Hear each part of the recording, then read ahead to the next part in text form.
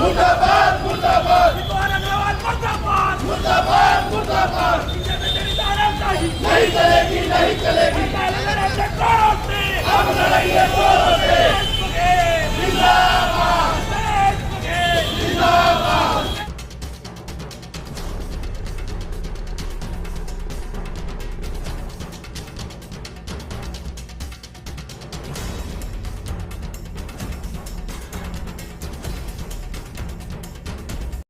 इस समय हम सुपेला घड़ी चौक में है और यहाँ कांग्रेस का पुतला दहन कार्यक्रम चल रहा है। ये देखिए चारों तरफ जो है ट्रैफिक की क्या स्थिति है, मैं आपको दिखा रहा हूँ।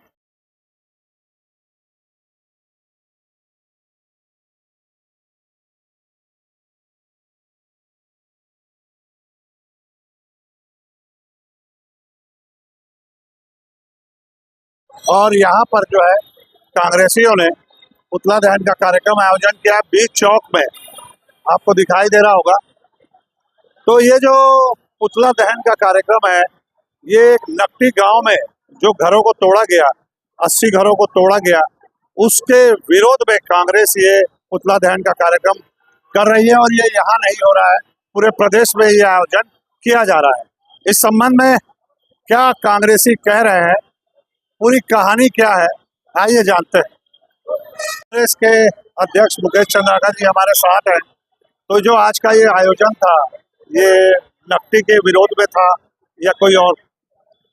नकटी में जिस तरीके से 85 परिवारों को बेदखल की है भाजपा की नक्शा सरकार ने, तो उस नक्शे सरकार के विरोध में हम लोग जो है यहाँ पर विरोध प्रदर्शन करने की हमारे कांग्रेस के आक्रोशित साथीगण यहाँ पर मुख्यमंत्री विष्णुदेव साय जी का पुतला दहन करने के लिए आए। नकटी गांव में जब तोड़ा जा रहा था उस समय न कांग्रेस पहुंची न बीजेपी पहुंची, सारे लोग जो पहुंचे गांव टूटने के बाद पहुंचे, ऐसा क्यों? भाजपा तो उसको तुड़वा रही है, बुलडोजर चला रही है, वो अपने आप को बुलडोजर की सरकार कहती है, तो वो कैसे पहुंचेगी वहां पर। लेकिन जैसी ही सूचना मिली कि अभी रातों रात इसको खंडहर में तब्दील किया जा रहा है, तो हमारे कांग्रेस के सभी वरिष्ठ गण वहां पर पहुंच चुके थे विरोध प्रदर्शन करने। तो इस मामले में आगे और क्या है आपका फैसला? भाई सदन की लड़ाई हमारे वरिष्ठ लोग और विधायक जी इन लोग लड़ेंगे, सड़क की लड़ाई हम लड़ेंगे। आज जो परिवार थे, जिन परिवार को एक कमरा दिया जा रहा है, उनके बड़े बड़े घर थे, अटल योजना होती है जो प्रधानमंत्री योजना के तहत उनको लोन दिया गया था, उसके बाद उनके घर को उजाड़ दिया गया। तो बहुत बड़ा इसमें कांग्रेस पार्टी को एक्शन लेना चाहिए। आप लोग उतना गंभीरता से इस मामले में नहीं लगे हैं। पूरी गंभीरता से हम लोग लगे हैं, उनके न्याय की मांग करने के लिए आज सड़क में भी हम उतरे हैं, आप देख रहे हैं। और मुझे ये बताइए कि जिस जगह पे उन्होंने बिजली दिया, पानी की टंकी दिया, लोन दिया, वो अवैध कैसे हो गया? और यदि वो अवैध था तो उस समय जितने अधिकारी लोग किए थे उनके ऊपर कार्रवाई करो। तो उस समय अवैध था कि आज अवैध है, इसका निर्णय उनको करना चाहिए। नकटी गांव के विरोध में आप लोग प्रदर्शन कर रहे हैं, पुतला जला रहे हैं, तो आपने किसका पुतला जलाया? ये आज जो रायपुर में नकटी गांव में जो ये भाजपा की सरकार द्वारा गरीबों का मकान जो तोड़े जा रहे हैं, जो कई सालों से स्थापित है वहाँ पे, जिसका टैक्स पड़ रहा है, कुछ घर ऐसे जो लोन पे चल रहे हैं, जिनका लोग अभी लोन पटा रहे हैं, और उनका घर विधायकों में बनाने के लिए तोड़ा जा रहा है। ऐसा क्यों?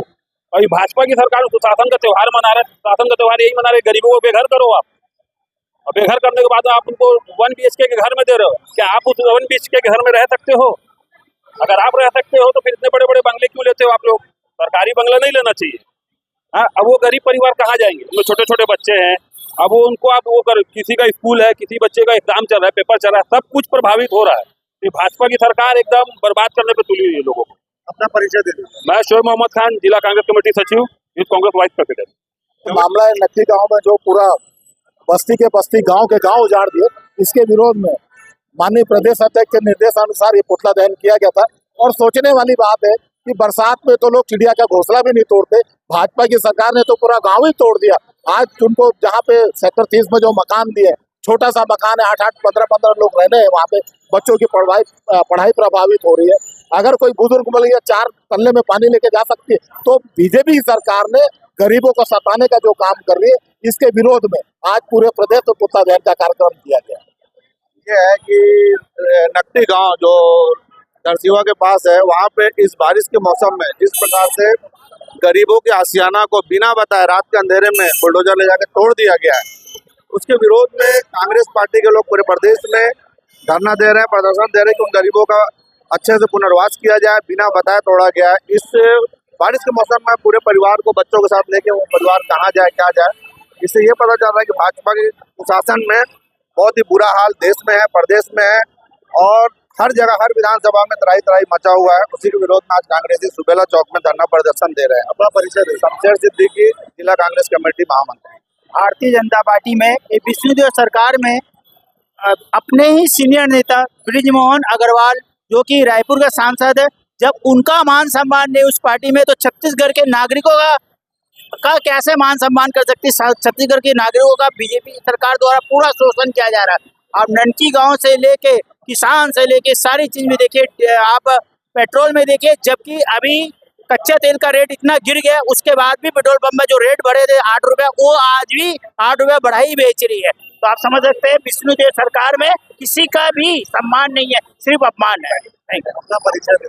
सुजीत साहु, भिलाई जिला कांग्रेस कमेटी का कोषाध्यक्ष। जो घटना रायपुर में नक्की गांव में हुआ है वो गरीबों के साथ में जो है भाजपा सरकार ने अत्याचार किया है। उन्हीं के सांसद ने 6 बजे तक बैठकर नहीं तुड़वाएंगे का आश्वासन दिया था और उनके वहां से हटने के बाद 8 बजे जो कार्रवाई की गई वह एक शर्मनाक है और भाजपा सरकार को ऐसे गरीबों के ऊपर में बुलडोजर नहीं चलाना चाहिए।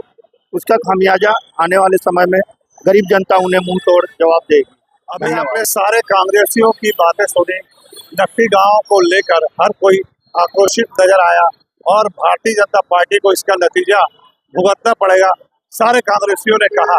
लेकिन एक बात मैं आपको बता दूं, जब नक्की गांव में तोड़फोड़ हो रही थी उस समय वहां के लोगों ने कांग्रेस के नेताओं को भी फोन लगाया, भारतीय जनता पार्टी के नेताओं को भी फोन लगाया, सारे लोगों को बुलाने का प्रयास वहां किया गया, लेकिन कोई भी नेता वहां नहीं पहुंचा। जब पूरी बस्ती उजाड़ दी गई, 80 लोगों का घर तोड़ दिया गया, उसके बाद नेता वहां जाने लगे और अपनी नेतागिरी वहां दिखाने लगे। कुल मिलाकर सारे नेता, चाहे वो भारतीय जनता पार्टी के हो चाहे कांग्रेस के हो, कोई भी नेता समय पर वहां नहीं पहुंचा, जिसका नतीजा आज 80 लोग, 80 परिवार जो है बेघर हो गए हैं। आज सीएम हाउस का घेराव कर रहे हैं, ओपी चौधरी मंत्री का घेराव कर रहे हैं, रायपुर में लगातार वे लोगों के घर पहुंच रहे हैं।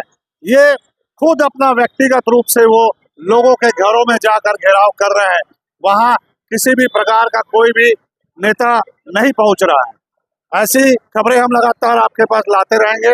हमारा चैनल अगर आप लगातार देखते हैं, पसंद करते हैं तो लाइक शेयर सब्सक्राइब करना न भूलें। नमस्कार।